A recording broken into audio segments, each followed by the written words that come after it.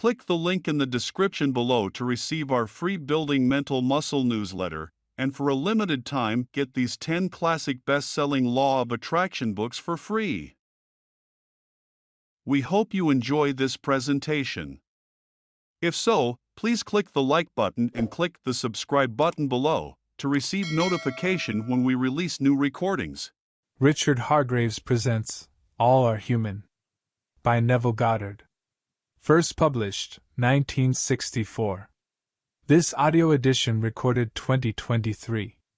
Digitally narrated using the voice of John Christian for buildingmentalmuscle.com. Copyright 2023 Iron Power Publishing. All rights reserved. Tonight's subject is All Are Human. In Blake's Great Jerusalem, he said, all are men in eternity, rivers, mountains, cities, villages, all are human. And when we enter into their bosoms we walk in earth and in heaven, and when we enter into our bosoms we walk in earth and heaven, and all that we behold, though it appears without, it is within, in our imagination, of which this world of mortality is but a shadow. Jerusalem, Plate 71. That's difficult to conceive, difficult to follow, but I think I can throw a little light on it from my own personal experience. It seems so difficult to tell a man that the whole vast world is himself made visible, that man is either the ark of God or a phantom of the earth and the sea. He either contains the whole of eternity within him, and truly is the ark of God, or he simply appears out of the nowhere, and he waxes, and he wanes, and he vanishes and leaves not a trace behind him, just like a phantom. So, the choice is man's. But man thinks he is simply a little phantom. I tell you, you are the ark of God. You contain the whole of eternity within you, and what your destiny is, it's God. You are actually destined to become as He is, and it takes this whole vast wonderful world of ours to unfold it for us. As we are told, as the Father has life in Himself, so He has granted the Son also to have life in Himself. Then He said, do not marvel at this, for I tell you that the day is coming that all in the tomb will hear His voice and come forth. John chapter 5, verse 26. All in the tomb will hear His voice and come forth. Well, Blake made something similar in a little comment in his book, The First Book of Europe. He said, the dead heard the voice of the child and began to awake from sleep. All things heard the voice of the child and began to awake to life. That this Christ child, and you always think of Christ as a little child, always as the child, and you hear the voice of the child, and all in the tomb begin to awake from sleep. Yet in a tomb they were called the dead. They will come forth from the tomb, they will awake in the tomb and come forth. Now here is this new concept that came with the first one who awoke from the tomb, awoke from the dead, to find himself entombed and came forth. And then he brought an entirely different concept of what man really is. Man was under restraint in the past. So we are told, why do you live under restraints, under regulations? Why do you live as though you were still a part of this world, and why do you submit to regulations? That we read in Colossians, Paul's letter, the 2nd chapter of Colossians, verse 20. Because in the ancient world man had so many restraints if you read the 11th chapter of Leviticus, even as to diets. If a beast chews its cud and at the same time it has a parted hoof and the cloven foot, well, then you could eat it. But if it chewed the cud like the camel, but did not have the parted hoof, then it was unclean. The pig did not chew the cud but it had the parted hoof. It was unclean. You must have both. And so, the hare, the rabbit, the badger, they chewed the cud. The hare does not chew its cud, but the ancients thought it did by the motion of the jaw. But it had the cloven hoof as it were, it was not a parted foot, and therefore unclean. And the unnumbered things in the ocean, if they had fins and scales, they were clean, you could eat them. But if they did not have fins and scales, you could not eat them, they were unclean. So, the eel that today the French devour and love, I've had them, and they are delicious, all the shellfish were unclean. They didn't have scales, they didn't have fins, so oysters, clams, our lovely lobsters, the shrimp, all that would be the unclean if you took the 11th chapter of Leviticus. He comes and he tells us what goes into the mouth does not defile us. Not a thing that goes into the mouth defile a man, only what comes out of the heart defile him. And so, whether I eat or do not eat, it means nothing in the eye of God. He tells us that there's not a thing gained by not eating it, and nothing by eating it, it's all equal to the eye of God. Because man will one day discover he never really ate another. That seems crazy. He never really ate another. He never killed another. He never wounded another. There was only himself, the ark, containing all, and all were self-wounds and self-destruction, and he only ate himself. Now let me share with you an experience of mine. One day I found myself at the top of a ladder, a very tall ladder, and I was alone as a man.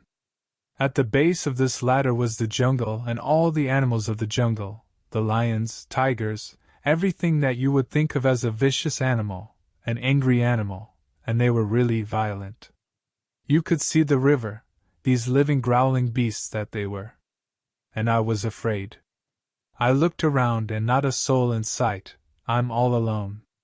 Then, something in the depth of my soul told me, I didn't hear a voice, but I knew that everything that I saw, the entire animal world, only reflected my emotional disturbance.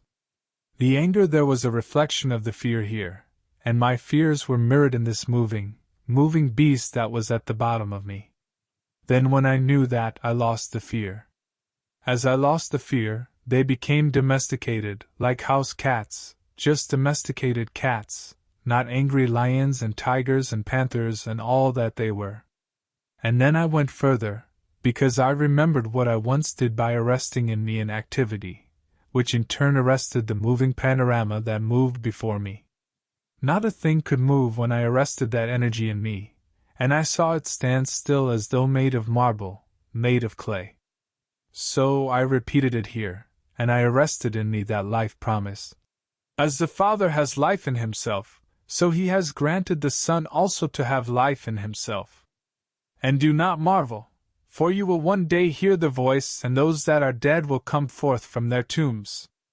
And so, I arrested in me this activity, and everything I saw one moment before moving stood still. Then I went down the ladder, and they were made as inanimate as this thing is here.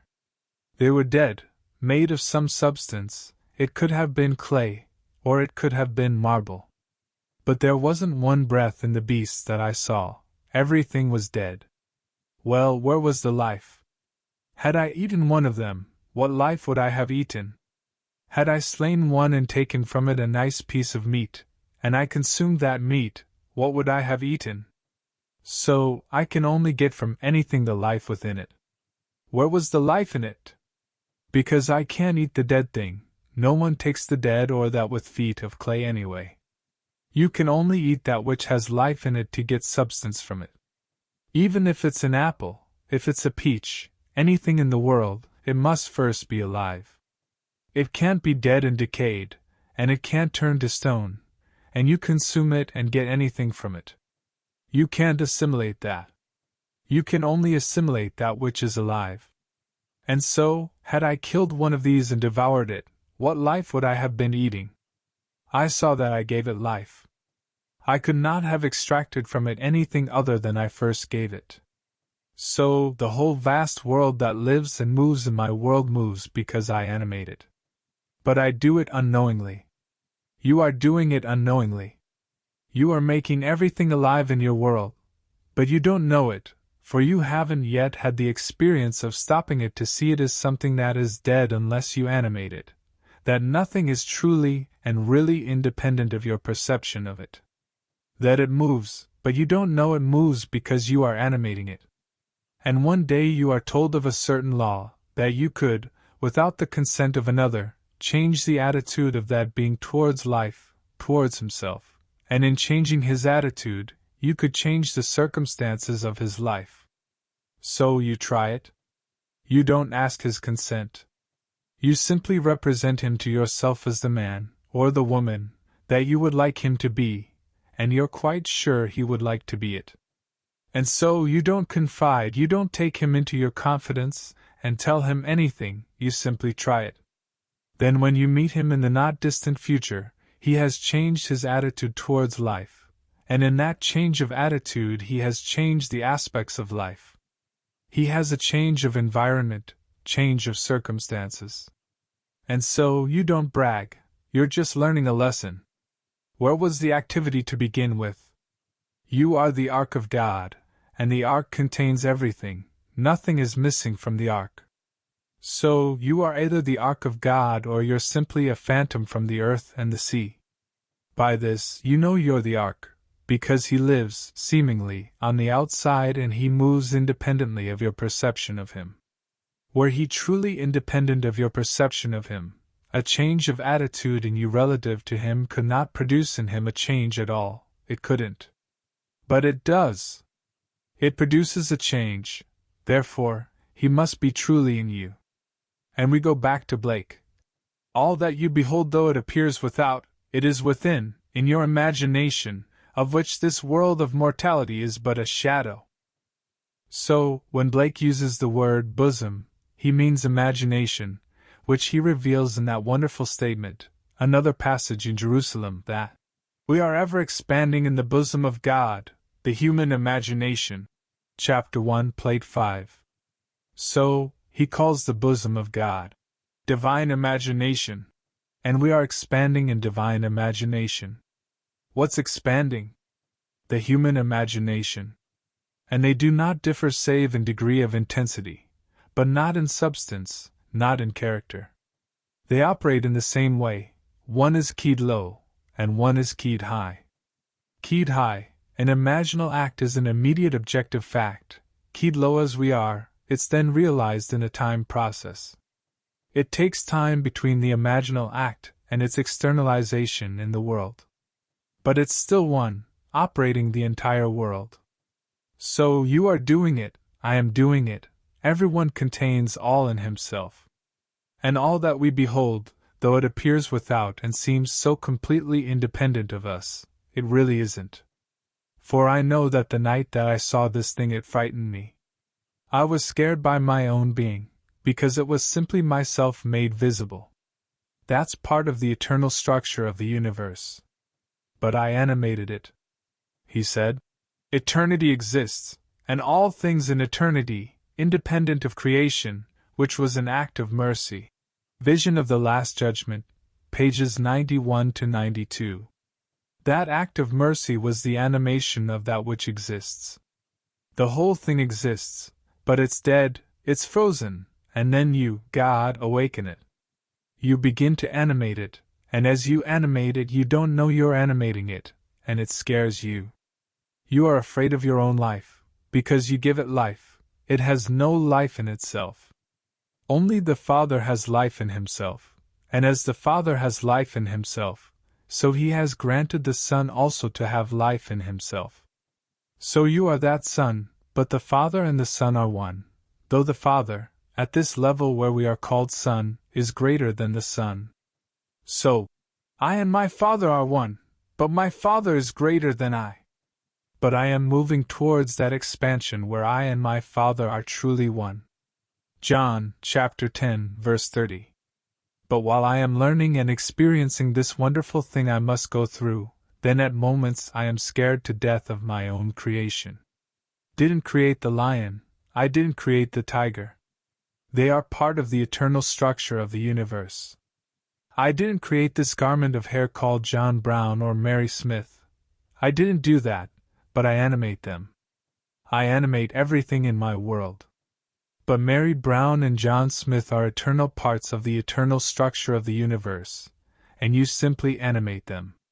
And to prove you do it, you simply see them not as they now appear to you but as you would like them to appear to you and to themselves.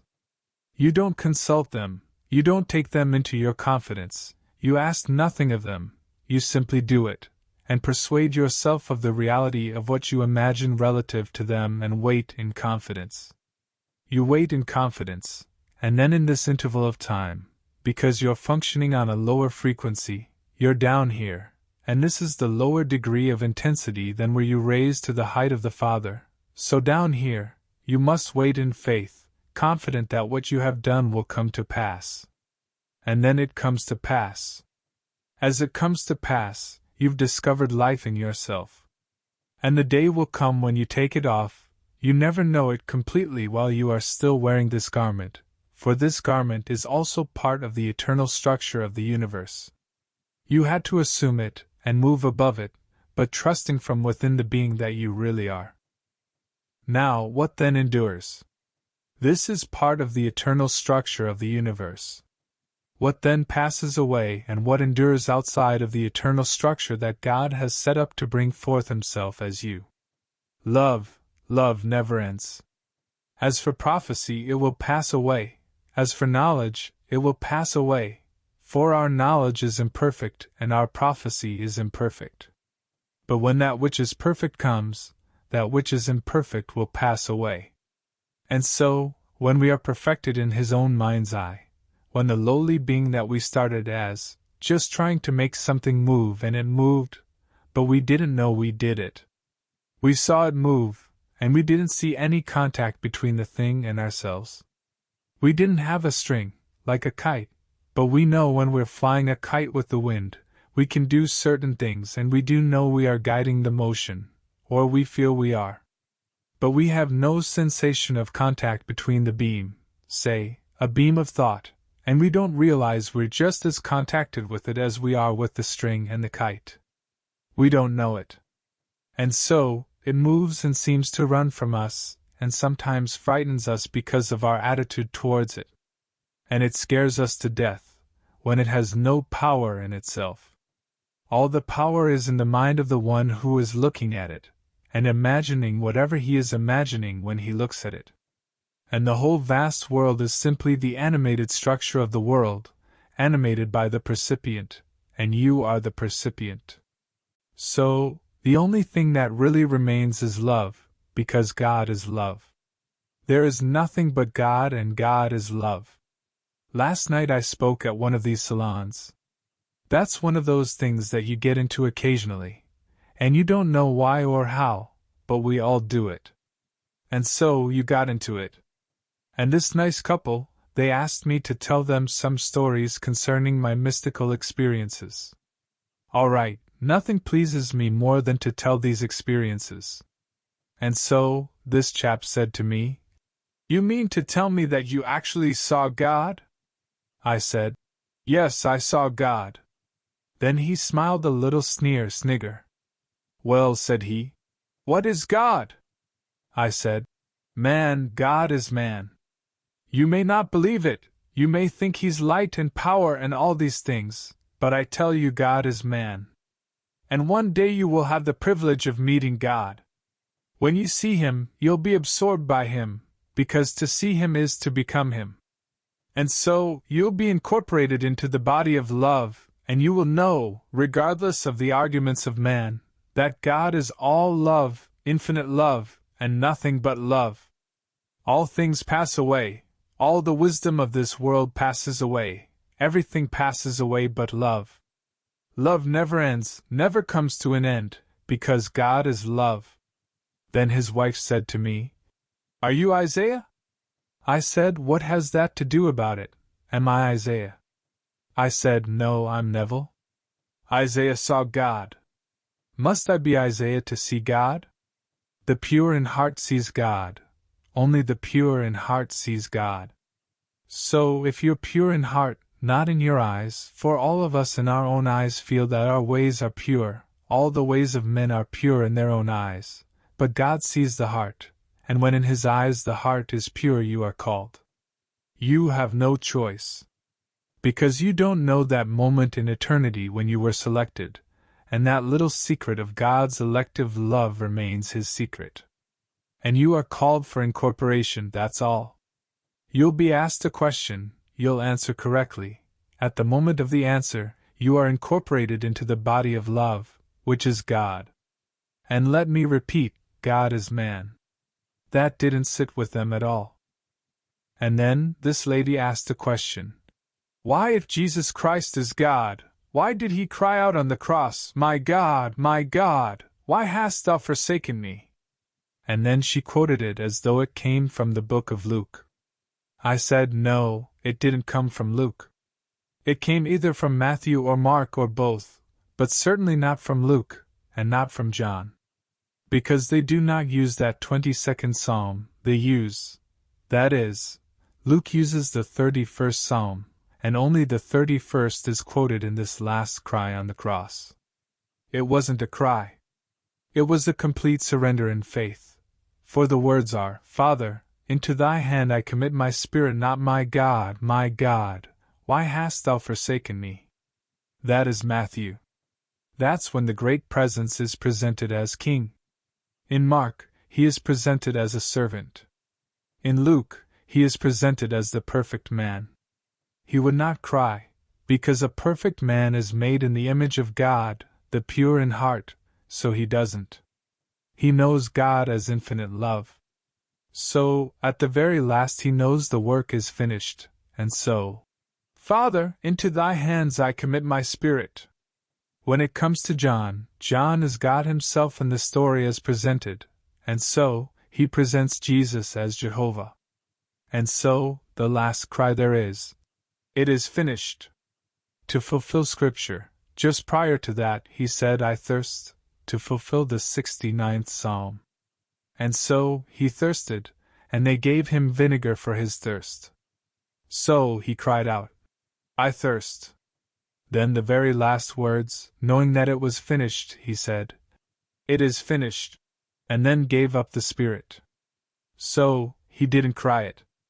But the lady was insistent it came from Luke, because that very day she was reading Luke and she read it in Luke. Well, not to have the other guests be disturbed, I did what normally I really should not have done.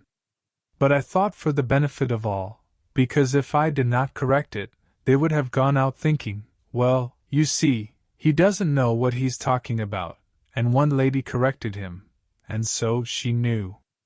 So, I asked the hostess of the place if perchance she had a Bible, and she brought out a lovely big red Bible. I said, turn to Luke and turn to the 23rd chapter, for that would be on the cross.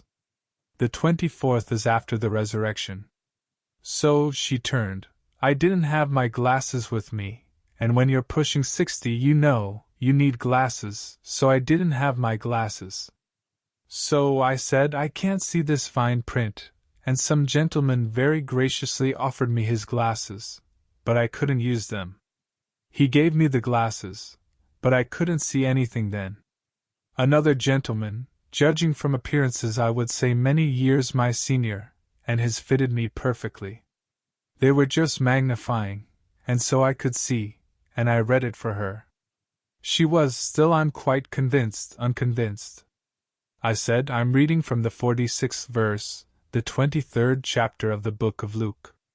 When you go home, take the same book of Luke and read it, and you will see he never did quote the 22nd Psalm. He was only quoting the 31st Psalm, a complete confidence in his surrender to God. So, we think we know this great book, and we really don't know the book. The book is telling you what I've told you earlier, you are the Ark of God. All things in eternity are contained in you. There's nothing but God, and you and God are one. That shocks people, as it shocked those last night. Not all of them, but the majority was disturbed. As it followed when the gathering after the meeting, from conversations that I had with so many of them following that, they were greatly disturbed. Because they can't bring themselves to believe that man is that great in the eyes of God. He's bringing out a son. What do you expect him to bring out, a son and not be like his father? Suppose I'm bringing out a son and my wife says, oh, we had a child this morning. And I'm delighted, and I go into the room, and she shows me a roach. She gives me a bug, a great big bug, and says, I gave birth to this morning. You're the father. Now wouldn't I be proud? That's exactly what man is doing with God. He said, I will bring forth from you. From man, and he calls man this wonderful David, and he said, I will raise up after you, after you're dead, and so, when you lie down with your fathers, I will raise up from your body a son that will come forth from your body. And I will be his father, and he shall be my son. 2 Samuel, chapter 7, verses 12 and 14. Then all of a sudden, he brings out of David, which is humanity, what he's waiting eagerly for, his son, the image of himself, and David gives birth to a roach? Can you imagine that? What would God do? Step on it. He'd step on it right away and call it, well, some miscreation, and start all over again. Because if all that God could bring out of man, waiting eagerly for something like himself to come out of man, and it doesn't come out the embodiment of love, but it comes out like a monstrous thing, step on it. And then you have eternity at your command, therefore, make it all over again. This time do a little better. But God has done exactly what he planned. He is bringing forth from humanity his son. He is bringing out of David, that's humanity, one glorious son, it's you. When he brings you out, you're just like him. And may I tell you, he's all love, nothing but love. There is no hate in God, no retribution. The cry on the cross, the very first words, Father, forgive them. If you read Luke, Father, forgive them, they know not what they do. And then the second cry on the cross, he turns to the thief, he said, Behold, I say unto you today. You see, in Greek and in Hebrew there is no punctuation mark, in fact, no paragraph, no chapter, just one letter after the other, so our scholars had to break it and punctuate it. So, if you take the comma and put it after, I say unto you, and that's the break, and then, today you will be with me in paradise. That changes the entire sentence. And yet they all do that. But if I take that sentence and change the comma and say, I say unto you today, I'm telling you today, you will be with me in paradise. I don't say you are going to be with me today. I'm telling you I have experienced it. I have experienced the promise, complete, fulfilled, and I know my inheritance is the kingdom of heaven. I inherit not only the kingdom, I inherit a presence, and the presence is God. Because he gave me himself through the revelation of his Son, who called me what he calls him. He calls me Father, he calls him Father. But he can't call both, we're one. And so, I know I inherit a presence. I know when the time comes to take it off, automatically he has already changed my lowly body to be of one form with his glorious body, and the body that I will wear tomorrow is one with that of the exalted Christ. That I know. And so, when this happens, I will say to anyone, if a thief, all right, even though you are a thief, you're a cutthroat, you're a murderer, but I tell you, you will be with me in paradise. So, his second cry on the cross, Behold, I say unto you today, you put the comma there, you will be with me in paradise. I'm not committing myself that now, this very day, you're going to be with me. Because, if you read the story carefully, he said, Touch me not yet, I have not yet ascended unto my Father. John, chapter 20, verse 17. And that was 40 days later. So either one is misunderstood or the whole thing is a lie, it's a contradiction. But if you take the comma, and the scholar had the right to place it where he felt the meaning would be, and so he thought after, if you place the comma that would give the sense intended by the writer. It didn't give the sense. Behold, I say unto you today, I'm talking today, you will be with me in paradise. So that's the story. And then the third cry is a complete surrender and absolute confidence into the hands of his Father. Father, into thy hands I commit my spirit, in confidence that this was intended, that we become one. For the Spirit, everyone's spirit becomes one, and he's one with the Father. So, when he goes to the Father, he is the Father. But while he's here, clothed as we are clothed in flesh and blood, then, seemingly, he is not, and restricted to the limit of this region, this level of awareness. So I say, all of you, the whole vast world pushed out, everything is man made visible. Man has never killed another, he has never eaten another, he has never wounded another, because he only could hurt himself. I wouldn't say I wound a piece of clay.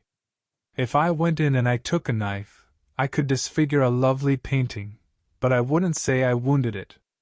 I could be some awful character and then take a knife and cut the lovely canvas, but I wouldn't really say I hurt it. But if I gave it life and the thing became animated, it became alive, and then I put the knife to it, I would say I hurt it. But the thing that would make it alive would be myself, the perceiver. Therefore, I'm really putting the knife into myself, but not yet that sensitive to feeling. But the day will come, may I tell you, when what I just told you is true. I saw the entire world right before me, and it was all dead when I arrested in me an activity that made it alive. I suddenly looked at it, and it was simply dead. But before that, I was afraid, I was scared to death. I looked at it, and it was all living, moving beasts, and I'm alone, no one to protect me, no one to comfort me, I'm completely alone. And then, something in the depths of the soul, I knew it, that if perchance I could only lose my fear of them, they would not be angry. When I lost my fear of them, these lovely kittens, that's what they were. Huge monstrous things, but kittens, domesticated. And then I went further, and I arrested in me the activity that made them alive. Then I came down the ladder, walked right down to them, and they were frozen, dead, not asleep, they were dead. They were only made of clay. Their life was in me, but I didn't know it until that moment before I started down. Because, at the very first moment of seeing them, because I saw them through my conceptual mind, and my conceptual mind tells me that tiger is a very dangerous animal, and so is the lion, and so is the panther, and so, my conceptual mind modified that divine vision that I could have had were I not wearing the conceptual mind. So, when I took it off as it were by remembering the being that I am, the whole thing changed, and they were all dead. So, had I eaten any part of them, or any part of the fish, I'm only eating myself. Because I'm only extracting, really, from that body, which is dead anyway, and it was only made alive by the life of me, so what am I taking back when I eat it? I'm only eating my own being, as it were. So, you're told in that wonderful second chapter of Colossians, speaking of diets, it doesn't matter what you eat. Only do not use it as a stumbling block to others who are not yet awake. So don't brag about it. If they want to be vegetarians, let them be vegetarians. Don't brag about being able to eat all the things in the world without distress, don't brag about it. But do not submit any more to regulations. You're told, do not submit to regulations, all the regulations of the churches, all the regulations of the outside things of this world, don't. Why do you once more think of yourself, he said, as a part of this world? You're not a part of this world. You're wearing a part of the world's garment, and you're wearing it, but you're not the garment that you wear. You will have something that is coming out that is one with God, and your body is God's body, and the body is all love. So, we are told love never ends. Knowledge passes away, prophecy it passes away, for both are imperfect. But when perfection comes, when that which is perfect comes, that which is imperfect will pass away. And so, all that man knows today about gravity, all that he knows about the so-called structure of the atom, all that he knows about everything in this world will be as nothing. It'll pass away, because it isn't true. It is partially true, and we get results with a partial truth. But when perfection comes, all these partial truths will vanish, and they will not be so at all. And I saw that so clearly when I saw a bird in flight. If I arrested the motion of a man, which I did, and the lady walking through to serve food, and then she couldn't move 1 second beyond 1/10 part beyond. And I saw that so clearly when I saw a bird in flight. If I arrested the motion of a man, which I did, and the lady walking through to serve food, and then she couldn't move 1 second beyond 1/nth where I arrested her. And a man eating couldn't complete the action. He was drinking soup, so he took the soup up this way, and as I stopped him, he stopped, frozen, he was dead. And the waitress walking, she was dead. And the bird flying, it stopped in space, but it didn't fall. And the leaves falling didn't fall any further when I arrested them. And everything was just as it was at that moment of perception. The leaves falling fell not, and the bird flying flew not, and the waitress walking walked not. Everything that was in motion when I stopped it remained stationary.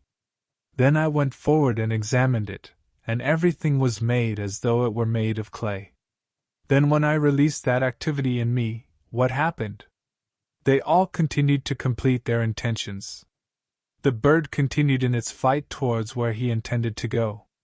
The waitress came forward towards the table of 4 to serve as she intended when she came through that little door. The man drinking his soup, the hand that was stopped here completed the action, and the soup went into his mouth. Everything continued as it was intended. But I stopped the intention, not there, in me. At that moment in time, it had to be just where it was, and I stopped it, and then allowed it to continue by an action in me. Well, if gravity is true, I mean absolutely true, not partially true, not relatively true, that bird should have fallen to the ground when I stopped it. For a bird in flight, if arrested, would fall. But the bird in flight arrested, not supported by anything, and still remains suspended in space. Where is gravity? Where is the gravity of the leaf? Why did the leaf not come on down to the ground where it should have if gravity is truly an absolute universal law? So I say, the time will come when all that man now knows, and you read it carefully in the 13th chapter of the book of Corinthians, 1 Corinthians, 13th chapter. It's a hymn in praise of love. It simply states that love and love only is the everlasting of the world. Everything passes away. If I give my body to be burned and have not love, it is as nothing. If I have all wisdom and have not love, it is as nothing. No matter what I do in this world, if I haven't love, I did nothing. Because everything is going to pass away that man knows here, but it's love that he has here that will not pass away.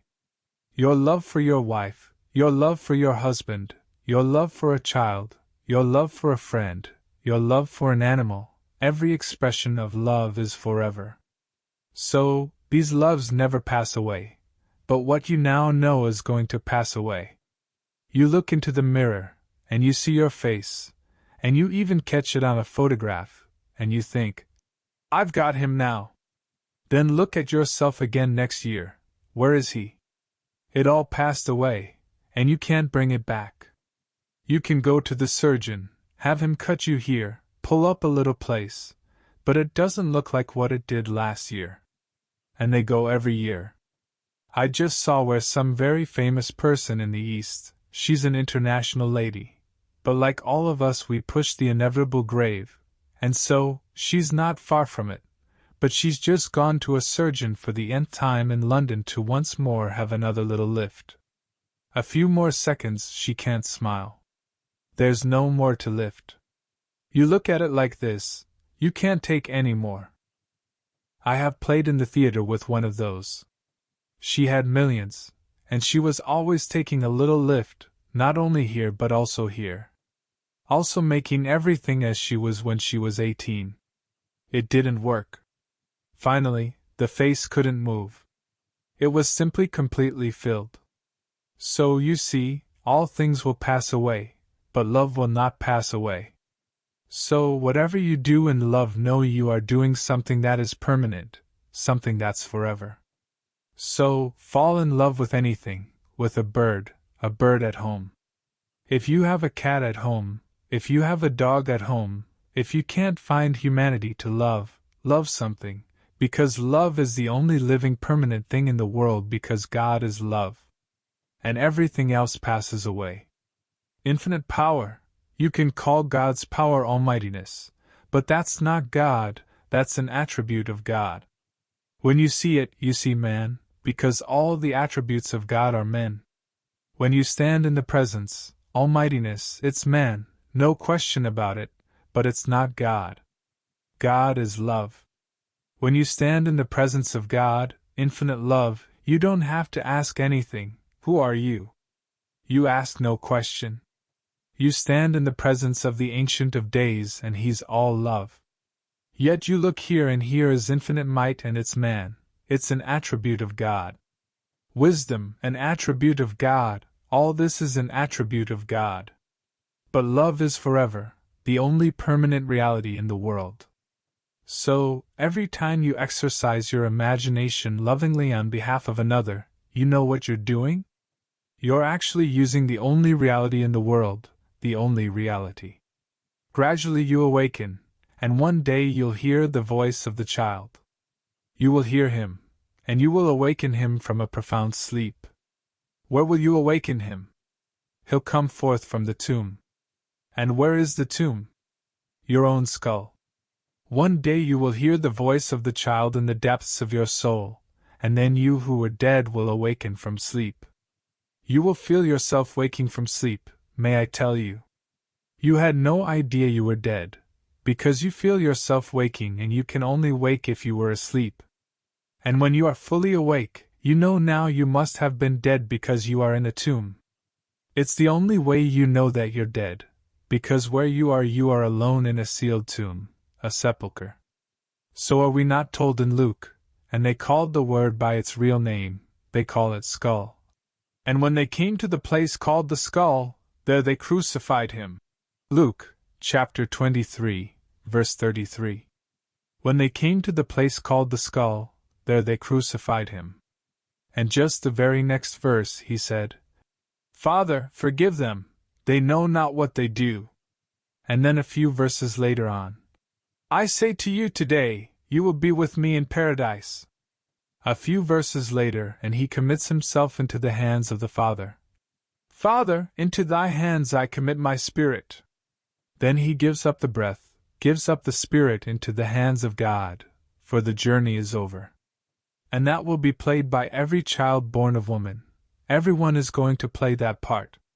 You can't avoid it, because that's your destiny. God has predetermined your end, regardless of what you do in between. I hope you play a lovely part, a beautiful part, but whether you do or not, the end is predetermined, and the end is that God gives Himself to you, as though there were no others in the world, just God and you. And so, the end is assured for all of us, even if you have murdered, but you've never murdered love. And so, the millions that Hitler murdered, he really murdered himself, but he doesn't know it, hasn't the slightest idea. Stalin murdered millions, he murdered himself. I know that you and I who have friends or relatives who were part of that awful story, we do not conceal that. We did not know that a friend was murdered. That friend was really never touched, for in him he too had life in himself. He animated his world. He was afraid of the rumors. He was afraid, as I was afraid of the animals. And before he was brought into that picture of the slaughterhouse, he didn't quite discover that his own emotions caused the disturbance that he saw. And so, he couldn't quite arrest it, because he didn't know that he was animating the world and giving it reality, giving it life, by his own fears. And, as Job said, "My fears have come upon me." So, while he was afraid, he became all the more animated on the inside, and all the more things became more stormy. Then it was too late, because he did not realize any relationship between himself and the thing that he perceived.